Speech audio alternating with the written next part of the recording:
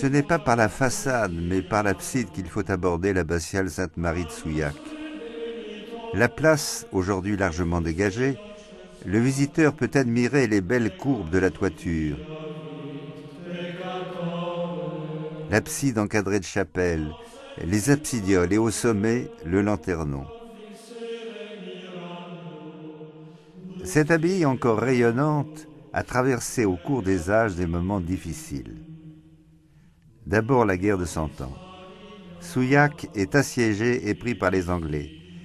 Même après le départ des militaires, il faut attendre le milieu du XVe siècle pour que les pillages cessent. Mais le XVIe siècle ne lui est pas moins fatal. Souillac, point stratégique, est pris et repris dans des circonstances souvent dramatiques.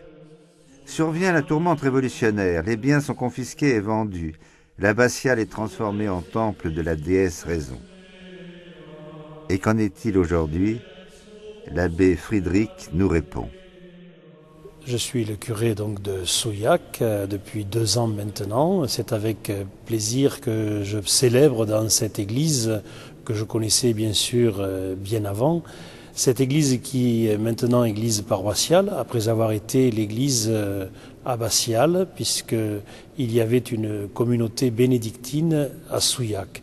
Mais après la Révolution française, l'église abbatiale est devenue église paroissiale, et c'est ici que la communauté chrétienne se rassemble tous les dimanches dans ce lieu qui porte, à mon avis, très fort à la prière, d'abord parce qu'elle s'inscrit dans la tradition des moines bénédictins, ensuite parce que l'édifice lui-même, par son architecture, par ses sculptures, par ses tableaux, porte naturellement à la prière et à la contemplation.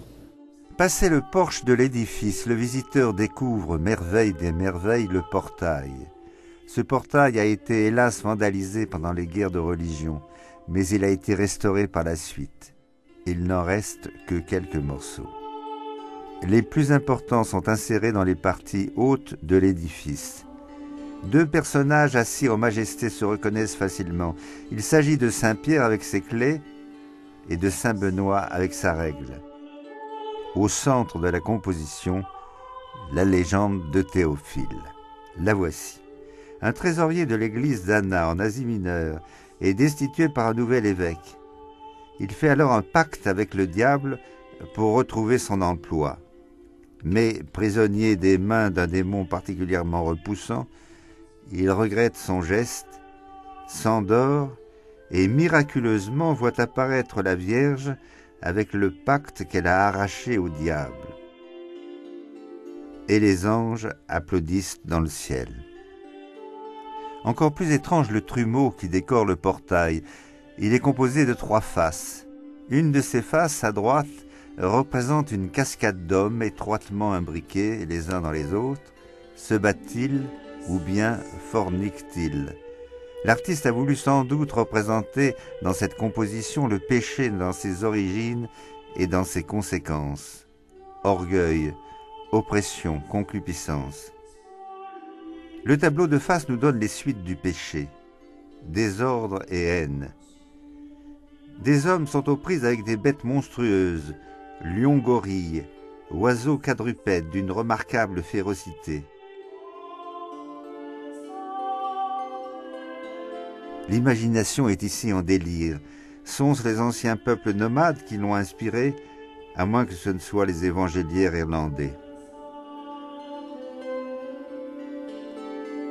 Enfin, le 3e tableau sur le côté gauche annonce la réparation du péché par le sacrifice rédempteur. Image de ce sacrifice, Abraham est courbé sur le corps de son fils, tandis qu'un ange retient sa main. Le bélier au fin museau comprend instinctivement le rôle qui lui a été réservé, celui de victime. Mais la partie la plus intéressante du portail reste la figure du prophète dansant. Ce prophète, c'est Isaïe.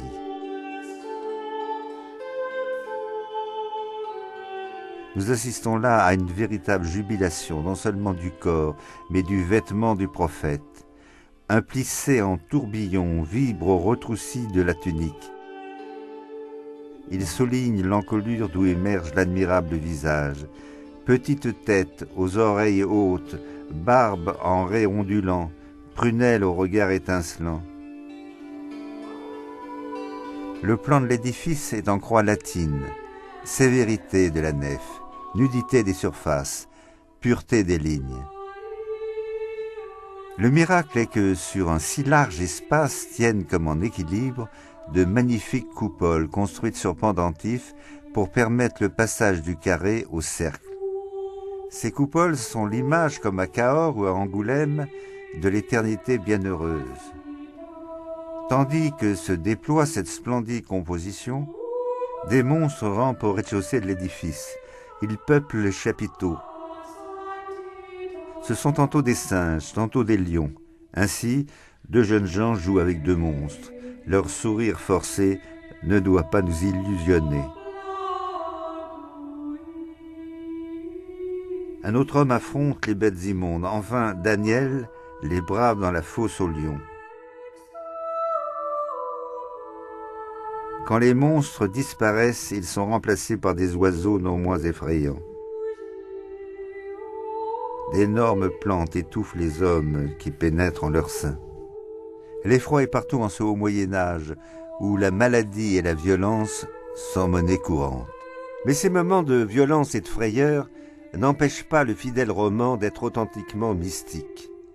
Parmi toutes les scènes de l'Évangile, il en est une qui a sa préférence, c'est l'Annonciation. Moment capital qui annonce l'incarnation. Incarnatus est, Dieu est désormais avec nous. Mais après les guerres de 100 ans, après les guerres de religion, voici enfin le XVIIe siècle, un havre de paix, d'études et de spiritualité. Les pères mauristes y déploient leur science et donnent naissance à un nouvel art. Dans la chapelle du Saint-Sacrement de Souillac, on peut reconnaître des effigies de saints célèbres, Saint Dominique accompagné de Saint Bernard, Saint Joseph avec Saint Cyril, personnages majestueux traités dans l'esprit du grand siècle. Notons à proximité la présence d'un beau meuble de sacristie. On reconnaît les effigies de Saint Benoît, le fondateur de l'ordre bénédictin, et de sa sœur Sainte Scolastique. Terminons notre visite en contemplant les quelques tableaux qui sont exposés dans la nef. Christ du début du XVIIe siècle. La mort du Sauveur est bien présente avec son cortège de douleurs. Mais parce que nous sommes au XVIIe siècle, les protagonistes du drame gardent une exceptionnelle dignité. Ils se tiennent debout et non pas affalés, et leur visage demeure impassible. Un Saint-Martin, patron de l'abbaye, copie de Van Dyck. Il est vraisemblablement du XIXe siècle. Tableau de Saint-Étienne, également du XIXe. Mais l'œuvre la plus intéressante est sans doute celle du peintre Chassériau qui vivait au XIXe siècle. Elle représente le Christ en agonie. Celui-ci, figure souveraine, se dresse au centre de la composition, les mains ouvertes de douleur à moins que ce ne soit d'étonnement. Comment vous n'avez pu veiller une heure? À ses pieds, les apôtres sont affalés et forment néanmoins une harmonieuse couronne. Au lointain, on entend un cliquetis d'armes et on aperçoit la soldatesque. Tout est dit, la douleur, la menace et la lâcheté. Remarquable composition exécutée par un peintre de 24 ans et qui devait mourir 12 ans plus tard en pleine jeunesse. Telle est la belle église de Souillac, où revit le haut Moyen-Âge, mais aussi l'esprit du grand siècle et la mélancolie d'un peintre du XIXe siècle.